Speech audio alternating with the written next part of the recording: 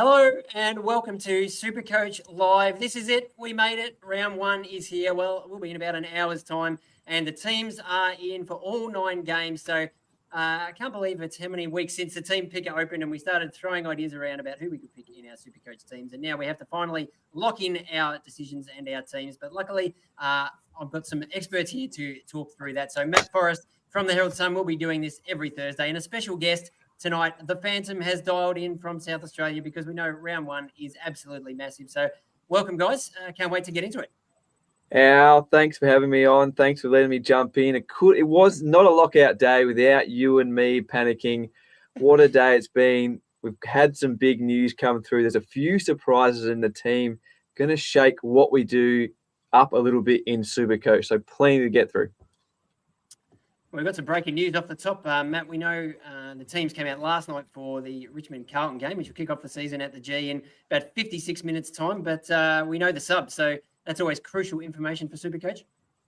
It is. Sam Doherty and Tyler Sonsi will be the subs. That's locked in for tonight's game. Obviously, they come out about an hour before each game, which makes it a bit more difficult for SuperCoach purposes. But I don't think either of those two players are overly relevant for our SuperCoach sides.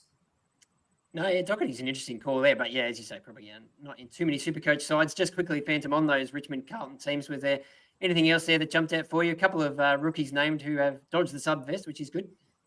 Yeah, but that's key. We know a team like St Kilda, we'll get to them in a minute, going to name a squad of 25. So we're not going to be able to pick, with confidence a bench rookie from that side. So Lucas Camporeale named on the wing. We'll start there tonight. Luke Trainer as well, intercept defender for the Tigers. Both draftees named on the field. Almost just have to pick him to, be a bit more sure about them, take their score. Who knows what happens over the weekend and what Ross Lyon will do at the Saints and a number of other clubs. So Luke Trainer, Lucas Camporeale on the field and in my team. Are you picking those guys, Matt, and are you just chucking them on the field, or do you like some trickery with some emergency loopholes? They're both on my benches at the moment, but both in the side. I'm still trying to figure out exactly whether I take in a loophole into round one. Typically and traditionally, I try and avoid it. Just pick 30 or this year 31 green dots, and then usually there's a loophole that pops up in the opening couple of rounds of the season anyway. So that's typically how I go about it, but we'll still try and figure out exactly what it looks like. Both E's for me, by the way. Interesting. If Camporeale scored 90 tonight, would you consider bringing in a zero player to get that score? Oh, I don't know. It'd be a big call. I think you could potentially do it maybe in defence and feel better about doing it there. Bo Allen, we know, won't play due to illness for the Eagles. He's the obvious one that could come in who is probably going to play going forward. I'd like to do it in defence a little bit more. Obviously, a lot of good options in the midfield, especially in that top-end bracket. That could you sacrifice a spot? I'm not sure, but we'll wait and see how he goes. Yep, fair enough. All right, we'll get into the big Friday night game, which is the Hawks and the Bombers. Matt, your Hawks flying 1-0 to start the season, obviously. And so we actually have some changes for the teams that played in opening round. So the Hawks have made one change, bringing in Josh Ward, and Warple obviously is out with an injury. We think he'll miss, about 3 weeks, the Hawks are saying. So SuperCoach-wise, we got to look at a few early players there last week, and probably Will Day was the one that was very popular after his massive score, but did get tagged in the second half. So that's something to keep in mind going to this week. And then, of course, we have the Bombers, which they didn't play, so there's no ins or outs as such. But, in my mind, I always quickly go to the benches and the rookies, and we've got El Hawley on the emergency. So I know earlier today he was still in about 20 or 30% of SuperCoach teams, so I'd be getting him out real quick. Elijah Sardis named on the bench. Any concern there, Phantom, and anyone else from this game that grabs your attention? Not overly concerned. I think Sardis has done enough to get a spot. I think we know how the lineups, when they're named, it's not all, I think he's not going to be the sub. I think what I'm trying to say there. So I wouldn't worry about that. Doesn't mean he's not going to be in the second choice rotation or even in the first come game day. So I think we're still picking the confidence. Jackson Pryor named on a halfback flank. We heard Brad Scott talk very positively about the former Lion during the week, how he fits into the Bombers side. A little bit more expensive than some of the other defensive rookie options, but named alongside Zach Reed at centre half back. So both now legitimate options. We're just banking on Zach Reid being fit, and he's there. Hopefully, be there Friday night. Hopefully, unlike last year, stays in the park. Yeah, exactly. And what Will Day is he must have, Matt? I don't think he's a must-have. It concerned me a little bit seeing him get tagged quite efficiently and watching Hawthorn's midfield sort of fall apart, especially in that third quarter. So I think eyes are on him, whether he can learn to break that tag. The early buy also makes it a little bit more difficult to pick him and hold him, I guess, through that if you're trying to avoid the early buys as much as possible. That's what I'm trying to do at least. So he's out of my side, and he might be, post buy, bring him in. It might be 60, 70K more expensive, but it's a risk I'm happy to take for a few extra points. Anyone on your team now? Following the same philosophy. Well, I certainly have Zach Reid. Pryor, I can't quite afford at the moment, but yeah, we'll see how we go with the rookies and who pops up. And they might be able to do some reshuffling because I think he actually would be pretty solid. Not ideal having to spend 160, 170K for a sort of a key defender type, but given the state of the rookies back there, I think he's probably about as solid as anyone. So, we're keeping an eye on that. I did have James Sicily in my team until about a week ago, but yeah, he's out after last week where, he did some amazing things and showed, what he can do when he gets the right role. But then, we saw he gets thrown forward and he was sort of tagged for a little while as well. So yeah, it's just a bit too much stress for me to handle, I think. So he's gone. But if we go into the early Saturday game, we got the Cats playing Fremantle down at GMHBA Stadium. Looking at Geelong's team, giving it a quick once over. Bailey Smith is there. That's probably the most important thing for huge number of Supercoach selections. And Dan Batten's man, Mitch Nevitt, named last on the interchange bench. Is this, do we buy into these conspiracies? Does that mean anything? Oh, I don't know. I said on an early episode of a live show today, the special Lair, I said, well, it's going to be a good result either way. The Mitch Nevitt scores, or we can blame Dan Batten for a sub-affected score. Hopefully, he was good enough. I think he was good enough during the preseason. Obviously, Foz knows what's happening down at Geelong, probably better than us, but surely Mitch Nevitt's not sub after what happened over the preseason. I wouldn't think so. I think he's going to be that second rotation midfield. Obviously, you've got Max Holmes, Bailey Smith will rotate through the guts as well. Jack Bowes, Tom Atkins are sort of that main contingent. I think Nevitt's pretty safe as a winger rotating into the guts, probably on a Bailey Smith sort of rotation there. They'll have a similar sort of role, I would imagine. Yeah. The main sort of, I guess, look, it's not Supercoach relevant, but Shane Mullen is a real super sub for Geelong down there. Jai Clark might get the vest early. He's on the periphery of that 23 as well. So they're the two guys who I'd expect. Connor O'Sullivan could get it as that sort of taller defender, forward, utility type player, but I'd be surprised. I think, especially considering he's named on the field, be pretty unlikely for him to cop the vest. So there's another defence rookie option for us. It's been named, Connor O'Sullivan, with an injury, Colin Jasny. He's out for a couple of weeks, so that's another one you could consider. And then the number one ruck there, Sam De Koning, only in the 300K bracket. That will tempt a few, I think. And quickly looking at the Dockers side, Nathan O'Driscoll, very popular on the wing. I haven't been able to squeeze him in, but yeah, I'd like to. We saw what Jeremy Sharp did last year on a wing. He was a really good scorer and moneymaker for us. So obviously O'Driscoll a little bit more expensive, but I think he'll be a good one in Supercoach this year. And then for the Dockers, it's a lot of top end sort of talent. You've got Ryan and Clark both obviously on the field in defence, and they're very strong on ball brigade, certainly when it comes to Sarong and Brayshaw, and leading the ruck, Liam Reedy. Anything there, Phantom? You might be able to squeeze. You might have to squeeze Nathan O'Driscoll in. I've had to shuffle around. We'll get to the teams a little bit later. Brisbane, in particular, some big news with a popular rookie there. You might have to pivot to a Nathan O'Driscoll. So keep him in mind. Named on a wing is good. Murphy Reid as well, named at half forward there. Very impressive. The draft, he slid a bit on draft night. The Dockers were wrapped to pick him up. I've got him in my team, 131K, a little bit cheaper than the other top end guy. So slot him on your bench there. Very high possession, a high impact purpose possession player, very skillful. So he's in my side, and it's good to see the Dockers have got faith in him. They do rate him. We've heard that over summer from Eliza Riley, Coach Sports Eliza Riley from over there in Perth, talked him up over the past couple of weeks. So he's on there. I like him as a bit of a bench option that you can be a little bit more sure about.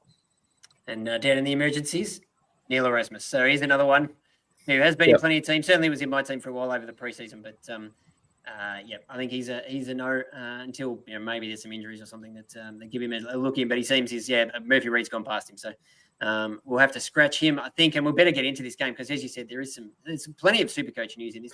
We had the Swans obviously played in opening round and they've made a couple of changes and big in on the bench there. Bice, number 26. So there's another defensive rookie. They're coming from everywhere. Maybe I need to reassess my only playing one defensive rookie on the field strategy. Could have squeezed another one in and get some cash for somewhere else. But we've got Ben Paton, gets a second game. I know he got a couple of goals kicked on him early on the other day, but they're backing him in. So that's good to see. Obviously, Matty Roberts, your man. But the big news, as you say, Fan, do you want to tell us about we've got the two Ashcrofts both named on the bench in for Brisbane, but both very Supercoach relevant. But Levi's the one that we're potentially paying a lot of money for as a rookie. But should we be reconsidering that? We should. Chris Fagan confirmed that Levi will be the sub. Will start as the sub on his debut, which we don't like to see. We don't like to see it in general. We don't like to see it in Supercoach. I'm not picking him. There's so many other options in that top price bracket to pick a player that might only play a quarter. Yes, he could come on. Something might happen. He plays a half, scores well, then stays inside and doesn't start as a sub the next 4 weeks. Yes, that could happen. But with so much else around, I'm not going to go there. Foz, Levi's a sub. There is a thought that you could still whack him on the bench, hope he scores okay, plays a full game next week. What are your thoughts? I'm trading him out. I'm going to start without him and hope that he doesn't burn me early in the season. But at the same time, there's always a couple of trades after a couple of weeks to correct those rookies. So if you do miss him, and you can always trade him back in, it's more unlikely than likely that there's an early injury or an early substitution that brings him on the field and gives him a full or close to a full game. So I'm just going to be leaning into the odds there and be hopefully not missing out on a big score from him, like we'd obviously been predicting with him being such a ready-made talent for the AFL. And what about Riley Bice, Fent? Can we trust him as a Supercoach pick, a mature ager from Werribee in the VFL? We know they've been very good to us in the past. Well, it was all the talk. Team Picker opened and we started talking about Supercoach for 2025. He's the one we wanted to bank on. We love mature ages in Supercoach. Didn't like the horse, didn't pick him, didn't get much of an opportunity or significant opportunity. You saw him in the Amy series, but then a lot of names came back. I'd love to be able to pick him, but I guess the question is now, could you pick him over a Ben Paton? It's hard to forecast what they might do. You'd have to take Ben Patton's got a score in there already, was picked ahead of him. Who knows? In 2 or 3 weeks' time, we could be saying Bice is the one, but I'm not sure there's enough to flip that around just because it's been named. What do you think as his namesake? I'll have to back my man, the Paton family, even though I'm not related as far as I know. But I thought just the fact that he has a game, a score under his belt already, so he does get a price change a week earlier, which is helpful, although they have a bye in a few weeks anyway, so it sort of cancels that out a little bit. But he's a week ahead of Bice if they both stay in the team. So if you're only picking one, I think you have to go with Paton, and the fact that they've shown enough faith in him to pick him again and start him on the field. Definitely, I think, he's the pick of the two. But, I mean, it's great that we're getting a few extra names, and O'Sullivan at Geelong as well. Probably don't trust him enough to start him, but great to have a couple of potential backups if we know someone like James Leake is a popular pick. We'll get to the Giants team and see if he's there, but, could potentially score okay, but his job security maybe is a bit iffy. So, as Foss said, someone's bound to get dropped or injured or, heaven forbid something happens to Zach Reed again. We've got a few other options around, which is it could be, could save us. So, great to see him there, but probably not quite brave enough to start him. I mean, the fact that we have best 18 scoring for rounds 2, 3, and 4 might help Levi's case a little bit, but the problem is, you need him to be making money, and if he's only coming on in the last quarter and he's higher price, so he needs to score well to get that cash happening, it does make it difficult for him. So I think I might have to look for plan B there. The problem is my bank is very thin. I've got about $5,000 in the bank at the moment, so I don't even have enough to get from him to an O'Driscoll, but might need to do some reshuffling over the next very short amount of time. So we'll be looking closely at that. But the Saturday night games, we've got the Dogs playing the Kangaroos. And Bevo's just done some classic Bevo stuff here. So he's got Riley Sanders named on the ball, which is great. He's named Joel Frazier at full back, which is not what we want, but is that going to happen? I don't know. Bailey Dale's there, so that's interesting.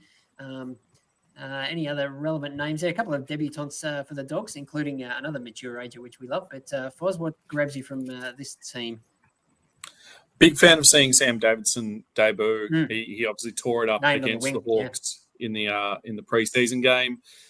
Just collected the ball at will, and so seeing him on the wing, at least named on the wing for now, who knows what the team looks like when they actually run out. But being named on the wing is always promising. Hopefully, can avoid the subs vest. I imagine he probably will. And yeah, he's a really good option, and he's a forward rookie. So fantastic. Yep, tick, tick, tick. Josh Dolan, I think it is, at half forward there. Fed, can you tell us anything about him? Not a lot. Creative type, taken pick 31 in last year's draft. Bit of a surprise. Bevo likes to spring one. Injured in his draft year as well. So not that we can pivot to him, but another name to add to that rookie watch list over the first couple of rounds. Frazier, I think, named at fullback, as you mentioned, but maybe it's good to see him not in the midfield. I think maybe longer term he won't work in the midfield, but if you're going to pick him in Supercoach at the price this year, you want him across half back, taking kick-ins, winning the footy like he was. Obviously, Bailey Dale back into that side now might hurt it, but I think him named in the back six is a good thing for his Supercoach prospects. Yeah, and Ed Richards is there too. It's worth noting that he was popular earlier in the preseason, then had some injury issues and was a test, I think. So he's obviously got through that. So he's named on ball. So a potential option for us there. Kangaroos, as always, lots of Supercoach relevance when Clarko's coaching the team down there. So trying to find Finn O'Sullivan. Where have they named him? On the wing. So is that what we want, Finn? I mean, really, when he sort of moved to about half back in the second half of their Amy game is when I sort of, suddenly took notice, because I just thought this is exactly what he's done with Harry Sheasel, who I think was named in a forward pocket or something for round one in his first year, and then went down to half back and absolutely dominated. And then obviously Colby McKercher as well. So if Finn O'Sullivan's going to be anything like those two guys, we know what Clarko, how he likes to ease in their top draft picks, then that's something I want a piece of. Yeah, 9 intercept possessions in that game. Really, I bought the hype after that. Caught my eye too, the way he drifted back behind the ball, went to half back. Hopefully it's a similar sort of thing. He is used a little bit behind the ball at times as well, but we know he's another high impact per possession player. So in my side, and great job, Scotty. We've spoken about, out of all the top end rookies, you'd think he'd have one of the best job securities in Supercoach. So lock him in for me. On the wing's good. Hopefully we see him back behind the ball at some point. Yeah, I don't remember Sheasel or McKercher ever being the sub, so that's or not to start the game. So that's obviously a good sign. Sheasel at half forward, interesting, but we think that's probably the role he'll play this year as a mid forward, really. Even though he's a defender in Supercoach and has shown he played that for the last month of last year and dominated. So I'm not too worried about that. We've got Cherry in the ruck, Powell on ball, Luke Parker named on ball, plenty going on there, and Jacob Constanti on the bench is another forward rookie for us, Foz. Yeah, he's small forward, pressure sort of player. Obviously came across from the Swans alongside Luke Parker in that late trade last year. So it's good to see him get a debut. I don't think he's Supercoach relevant though. He's, as I said, a small forward. Will kick a few goals this year, but is there for his pressure, as he's obviously pretty well tied to the Swans.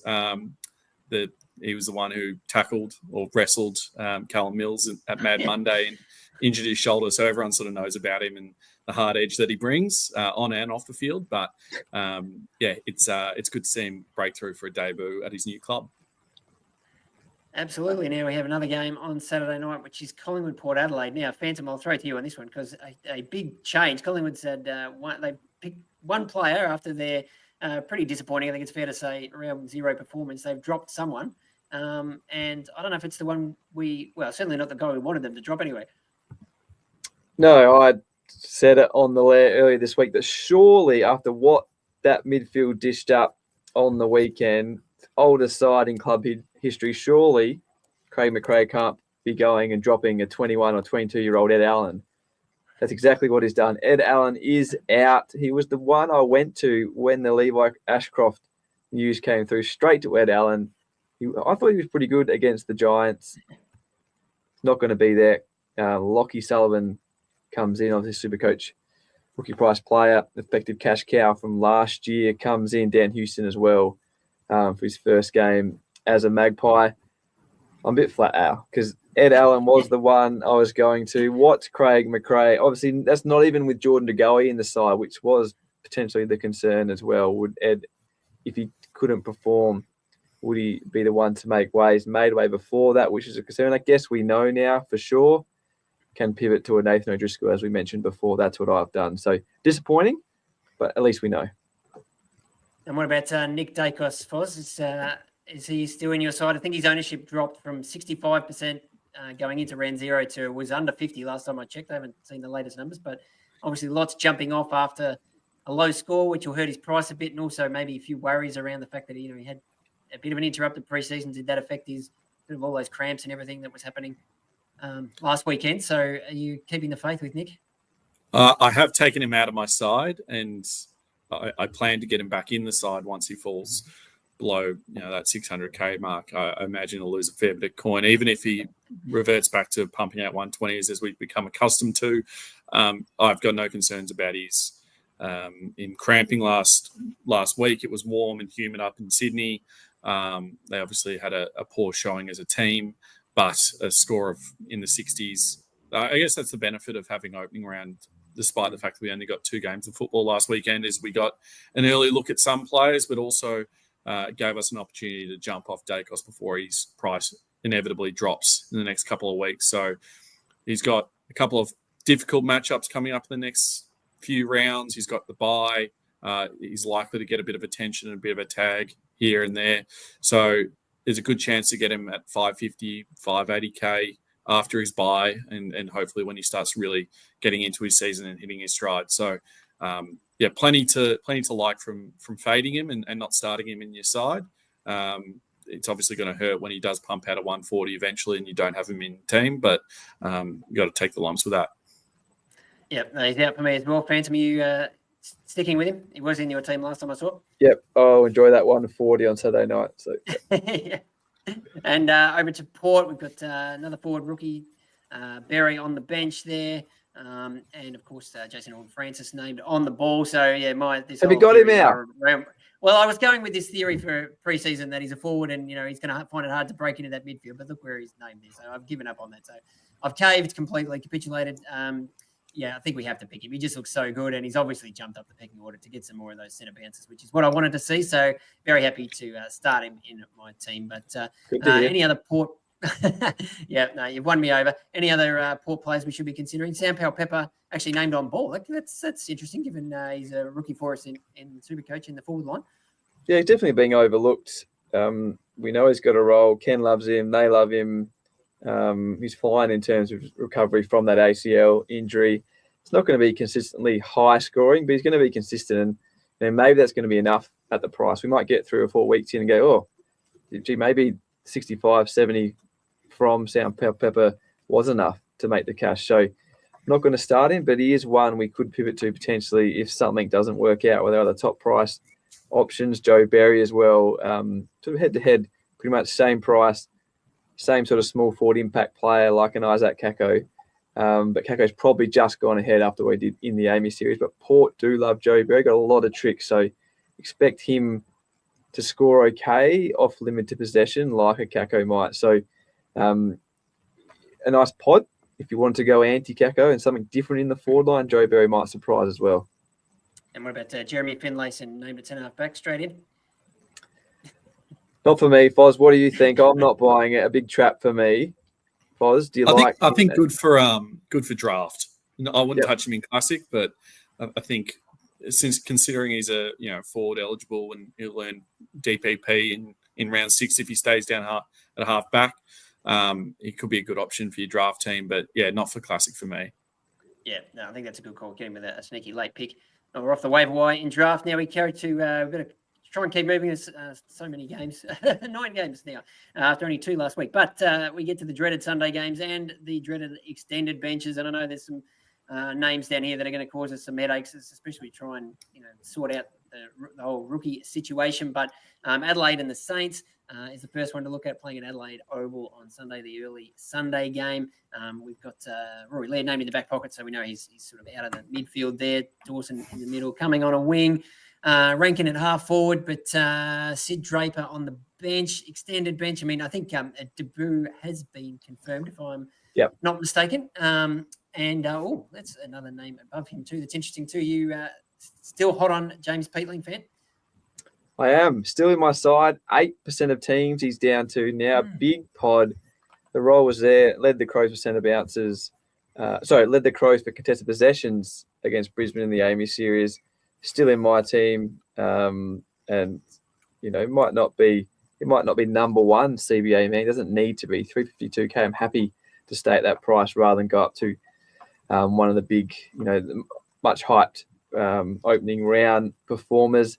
Sid Draper, interesting one though. Yes, the Crows have confirmed his debut. Matthew Nicks went around in circles a little bit speaking today in Adelaide. I think mentioned could be the sub on a big game, big stage. Could they ease him in? Or could they just unleash him in the same sentence? So hard to be sure exactly what they'll do. If I had to guess now, I'd probably say he will be sub, so I might just wait and see. But an interesting one, Wayne Miller too, across halfback named after only 2 quarters in the pre-season. I want to ask you a quick question before we get Foz's thoughts. Same price as Jacob Blight from the Tigers. Now, I've put myself in a bit of a position. D4 is where I'm in trouble. At the moment, it's either Wayne Miller or Jacob Blight. I'm leaning towards Blight, given it's unlikely he's going to be subbed off. The ball's going to be back there. Miller could be the one that makes way, potentially, depending how the game's going. Jacob Blight doing enough quickly before we move on. Yeah, I think so, yeah. When Richmond picked him in the mid-season draft, he had some really good numbers in WA as a real interceptor in defence, and he had some really big games in the VFL as well. I mean, Richmond's light on for tools at the moment. Obviously, Noah Bolter's out for a few weeks, and all the injuries that they've got. So I think they'll play him. It just depends, who he has to play on and whether he's able to do much of that intercepting. But the ball obviously is going to be around the Richmond backline a fair bit. So I don't mind him. He's just a little bit more expensive than what I'd love to play when he's probably only going to score maybe 70 points a week. But I think he's pretty safe. I mean, Miller, I'm just terrified of his injury history. So I think Blight's probably a safer bet there. But if we jump over to the Saints, Foz, I'll just get you to try and help me through the nightmare that is the St Kilda extended bench, because they've named all these rookies on there that we want to play. Harry Boyd, I mean, he's a backup ruck, so maybe doesn't make the cut, but then you've got Hugh Boxall as well.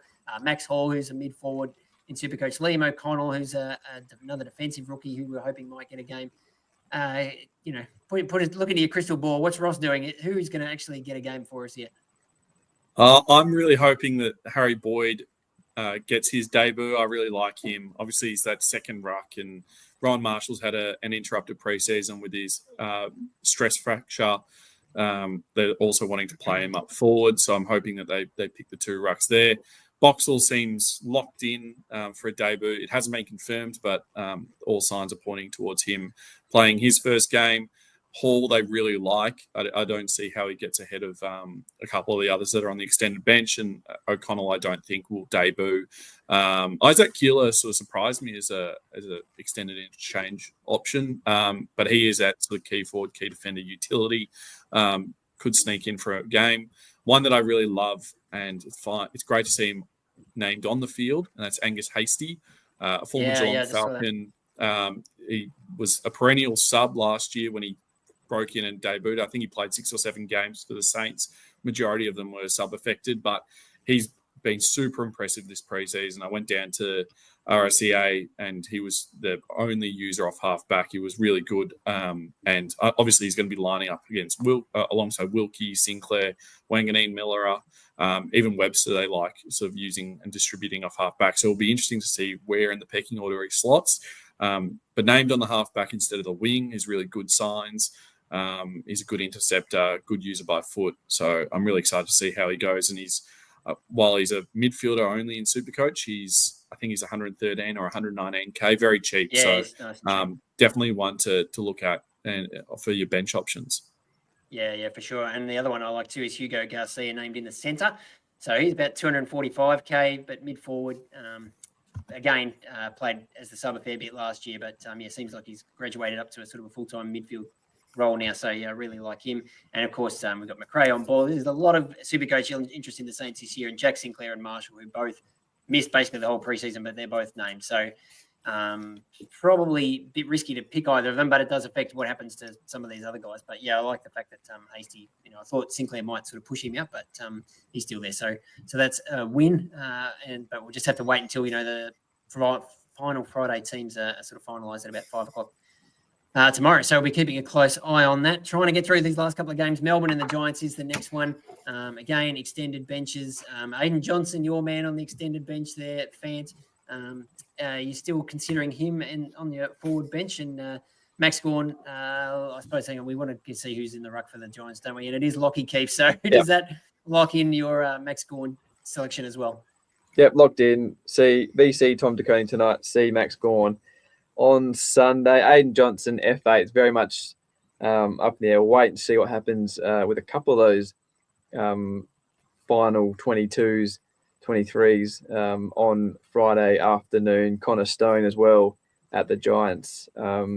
Basement price forward. Already got that score in his system from the weekend playing in defence. So ideally he stays in that side. I think he's locked into my bench. Could get DPP by round 6 as well. But Aiden Johnson, we'll just wait and see. I'm not locked into him as such.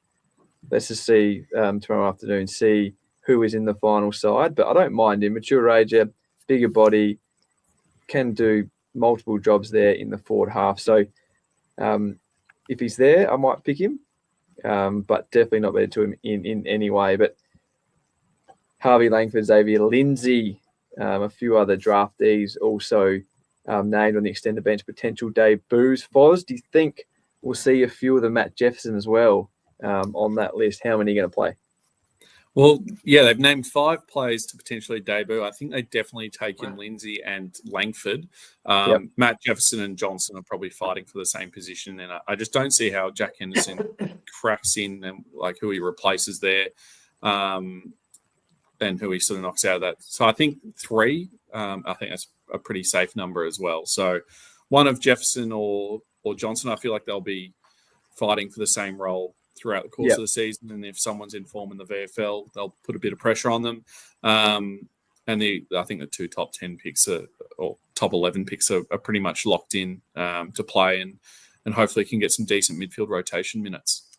And what about James Leake at the Giants on the extended bench? So scored okay in his first game, but pretty limited game time. So a few nerves around. Did Tom Green, is he in there? Tom Green's in, yep. So, only so 50%. What do you think Leake survives? Hard to say. 50% game time for him on the weekend too. Were they just nursing him through? Was he going to be subbed off if Briggs didn't get hurt? Not sure. It's definitely a big watch. 50-50 at the moment. But I guess we're not as worried anymore now that we've got a few other options there in defence. Riley Bias as well. Jackson Price, come on. Even Connor Sullivan, as you mentioned there, could feature on your bench. So keep an eye on that side tomorrow because it could go either way with James Leake. Yep. All right, we got one more game, and that is the Giants. The Eagles hosting the Gold Coast Suns over in Perth. A late game on Sunday night. I'll be live blogging that, so join me for that one. Now, the Eagles team, I'm looking straight to the ruck, and Matt Flynn is named as the number 1 ruckman, so that is definitely what I wanted to see. And they've got Archer Reed in there as well in the forward pocket, who's maybe going to give him a bit of a chop out and provide, a DPP option for us in SuperCoach if you wanted that on your ruck bench. But looking for any other rookies there that we like. Jack Hutchison named on the ball, Phantom. I know he was a bit of a trump card for you in the final round last year. Could we go there again? A nice draft selection. Didn't do a lot in the Amy Series game, but the talk is good about him from over in Perth. A bigger body, can play inside, can play outside. Be a big call to pick him now off what we've seen in the preseason. But again, could be one. It could be a correctional trade. One to definitely keep an eye on. If you're still drafting, maybe you're drafting a bit late, or you're drafting right now. Consider him because he is very cheap. And he's definitely going to outscore that price tag. You would have thought. And of course, we've got no Bo Allen. I think he's just out with illness, so we think he will come back probably next week. But Elijah Hewitt named on the extended bench. He's had a sort of a funny preseason where he was, absolutely flying, burning up the track, all these things, and then we sort of haven't seen him for a couple of weeks. So are we still confident picking him? Not as confident as I was about a fortnight ago. He's currently in my side on my midfield bench. I think it'll be if he doesn't get named in the side and someone like a Boxall or a Max Hall does, I'll make the move. But there's definitely an option to pick him. I think if he plays, he gets a decent role as that high half forward with a few midfield rotations in there. I don't think he's going to be stuck to a forward pocket, which is good. He was drafted as that explosive midfielder and is quite a good user by foot as well. So hopefully if he can get the role and get a consistent run at it, he's obviously been injured a fair bit in his short AFL career so far. So really excited for him. Hopefully he can get a game though. Yep, absolutely. And then we finish up with the Suns who have a bye in round 2, I think. So not a heap of Supercoach interest there, I don't think, compared to previous seasons. Fant, anyone I'm missing there? No. Connor Butterick on the extended bench. Does that pique your interest? Lockie Weller named as well. He's still there. I forgot about him. Lockie Weller, obviously cheap as well, was terrific for them in the Amy Series game before going off injured. Thought he might not get up again, but he's there. Don't mind him as a little cheap option in defence. No Ben Jepson as well, which the 99K defender would have been the one. So I think we can skip over the Suns now. A few questions coming in though. Better fire them out. Our producer, Darcy listens to the letter, has fired into Harley Reid. Wants me to tell everyone, yes, he's starting on the ball next to Jack Hutchinson, but surely not going over on Harley just yet at the price midfielder only, but would be a big pod play. In draft. Few questions. Yeah, we'll get there's plenty of questions there. We'll get to what we can, but we do have a regular segment that we have to get through first, and that is welcome to this week's Best Bets segment, powered by Better. And we've had a look, and Phantom, we're very much on the same page in terms of getting a bet in before tonight's Richmond-Carlton game. Who do you like? We are. Now, we didn't even cross-reference this either, but I had to see it. We know Camden McIntosh had 30-something in the Amy Series game against the Collingwood, playing in the midfield, named in the centre again tonight. $2.05 to have 20 or more disposals. That is almost a lock, I think, in that role. Someone's got to get the ball. Someone's got to help the kids. I think Camden can definitely have 20, so double your money there. I like it. Yeah, well, I can even up you on that because I think he's $5.50 to have 25 plus. And he had, as you say, 30 against the Pies the other day. Yep. So, it's a bit of a – and, I didn't see this one coming, I have to say, from Adam Uze to remodel him as a centre-bounce midfielder in very late in his career. But, that definitely seems to be the plan. So, don't mind him at all. Might be the only time as well. Might be the only time you can – in the market, you can get him like this if he does it tonight, which we think he will. So, get ahead. Foz, where are you looking? I'm looking at Saturday. Shannon Neal for 2 goals or more is paying $2.20. So it's better value than Camden McIntosh 20 plus, and he's going to do it earlier on in the game. So he's a superstar. He went goalless just once last season, which was the prelim final against Brisbane. He had 2 plus on 8 of his 14 games where he did kick a goal, but that was also playing alongside Tom Hawkins at times when he was playing solo in the forward line alongside Jeremy Cameron, but he still wasn't sure about his role or his position in the side. Now Hawkins is retired. The goal square is his. He's put on a lot of size. He's still moving really well, and he looks fantastic. So $2.20 for 2 goals seems like a lock to me. Yeah, I like that a lot. What is gambling really costing you? For free and confidential support, call the number on the screen, 1-800-858-858, or visit gamblinghelpline.org.au. Time for a few questions. There's plenty here, and the game's going to start pretty soon, and I need to fix my team because there's a few issues that have cropped up during the last half hour or so or more. But anyone here that we want to quickly try and get to, do you want to jump in, Fan? Lockie Keefe, could you pick him as a cheap ruckman? No. Surely, no, I don't think so. Naz for me here. Yeah, Naz for me as well. Archer Reed. I like Archer Reed if Harry Boyd doesn't make the cut, and I don't have any money, so I can't do this. But depending what else happens, if I can afford him, I don't mind the idea of picking him as my R3. But it doesn't bother me in terms of Matt Flynn. No. Nod or SPP. Foz, who do you like of these two sort of more expensive rookies?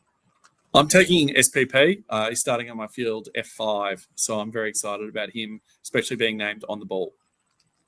Yeah, no, I like that. Trainer or Leak? I'm tempted to put Luke Trainer on the field here because he came on at basically 3/4 time in that Amy Series game and had 10 disposals in the last quarter. Looked really good. I mean, we haven't seen a lot of him, so that's about it. So not a lot to go on, but given the uncertainty around it, I'm not really confident any of my other defensive cheapies are going to score that well. So he's an option, and it'll give me something to watch for tonight because I think the ball's going to be down that end quite a bit. Sam Laylaw, that's a good one though. So he's been named for a debut tonight. Foz, would you pay $200K for him, the number one pick? No, he's a very impressive footballer. I really like him as a long-term prospect, but he's going to be starting forward with a couple of short stints in the midfield. I can't see him really scoring consistently as a Supercoach selection in the years to come. He might be a really good pickup. However, in saying that, Harley Reid was sort of touted as that same sort of explosive midfielder forward option and absolutely dominated last year. So I can see the reason why you'd go for him, but I just don't see, especially off the concussion and the fractured jaw a few weeks ago, he might be a little bit light on in terms of the conditioning side of things. Yeah, I think he's one we can watch, and again, maybe a correction in a couple of weeks if he starts on fire. But yeah, given that limited preseason, give him a bit of time. There's another question here about Tom Lynch, who was in my team. When the team picker first opened, I'm like, Tom Lynch, 180 grand. This is like the biggest gift in Supercoach history, but he's not in my team anymore. But I mean, obviously we have all these cheapies that we like, but we know how good Tom Lynch is. Obviously, Richmond is going to struggle a bit this year, and he's not going to, get as many opportunities. But he's never going to be the sub. Is he someone we should be considering fair? Oh, I don't know. You throw me here. I was thinking about something here. I was thinking about my team. Go with Foz. No, don't name him. He's 180K. He's played 8 games in 2 years, and he's a key forward for the worst side in football. Okay, he did average 90 last time he played a full season. That's the thing. Yeah, but are we backing the fact that he's going to play a full season? Fair call. No, I don't think so. I mean, I did actually look up early in the preseason. I looked up some of his scores back when Gold Coast was no good, and he did average 70s and 80s. Like he was still okay, but it's going to be a rough year. We feeling about. I think as long as Hewitt makes the cut, I think we have to pick him. We probably should jump into some captain talk to wrap things up. And I saw a question here about do we put a VC on someone tonight? Again, it probably depends.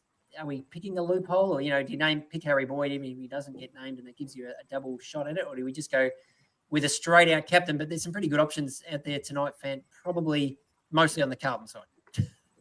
Yep, easy for me. BC, Tom De Koning into Max Gawn. C, you could go pivot Bo Allen somewhere if you need it, or Harry Boyd. If he doesn't get named, we've got him at R3 at the moment. Probably just stick with him. So we'll take a 0 from him to start. Hopefully gets a game at some point. So, yeah, Tom De Koning, I'm not going to watch that game without having him BC. Yeah, I've got the VC on him as well. I saw a question here Jai asked about Cripps, and he's probably more teams than I would have expected, maybe up around the 20% mark. And if you've got him, I don't mind that as a VC option as well. He always dominates Richmond. And, yes, we expect that will happen again tonight. And then if I'm not going Gawn, I think probably Cherry against Tim English is my backup, although Harry Sheasel's another good one in that game. But anyone else that you like for captaincy this weekend, Foz? I really like Sheasel against the Bulldogs. I know he's named on the half-forward flank, but expecting a real midfield presence there. The other one that I don't think I'll have the stomach for, but I don't mind Jordan Clark against his old side. He's obviously that distributor off the half-back flank for Dockers and is pairing really well with Luke Ryan in the preseason. So he's a real smoky for me, but I don't know if I can start the season with my D2 as my captain. So I think I'll probably pass on that, but I don't mind it. Little pod captain option there, which we love, but we better get off because the game's going to start in about 10 minutes, and Phantom needs to get out to a pub somewhere in Adelaide. So if you see him and the Lair crew, go and say hello. Now we've can see exactly what he looks like, so you'll be able to spot him miles away. Go and give a shout out to Phantom Man, the Chief, who he will be having a drink. Chief will be there. Watch the footy. Watch probably a VC, Tom DeConing go nuts. Although we can barrack for Camden McIntosh to get a few possessions as well. So it gives us something to barrack for. But probably that's the other just closing message is that with the rolling lockout, pick your Richmond Carlton players, lock them in, a trainer or a Camperreale, a VC potentially on a Tom DeConing type. And then we can take a little bit of a deep breath, and we've got tomorrow to try and shuffle the bench. So I think what I might actually do in the 10 minutes or so we've got remaining is maybe trade out Levi Ashcroft, bring in Camperreale, at least I know he's playing, and then I can figure out how to shuffle things around the other deck chairs tomorrow. But it's been an absolutely massive preseason. Thanks, everybody, for sticking with us. And then we get rolling from here. And the content will just keep on coming. But Foz, it's been awesome. Enjoy round one. Thank you. I can't wait. And Phantom, let's get into it. Let's do it. See you on the other side.